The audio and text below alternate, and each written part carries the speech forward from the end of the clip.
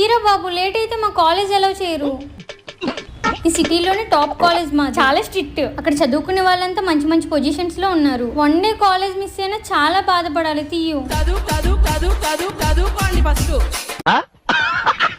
వచ్చింది చూసావా 15 minutes late అయింది. ఇప్పుడు నన్ను ఎలా చేయరు. మీరు వెళ్ళండి ఫస్ట్. లేట్ అయింది, ఇంటికి వెళ్ళిపో. ఓపెన్ చేయి అయితే. రే మాయా మనోళ్ళే వదిలే. సరే మాయా, మీరు వెళ్ళండి. అతను మీకెలా తెలుసు? వాడు నేను ఈ కాలేజీలోనే చదువుకున్నాం కదా.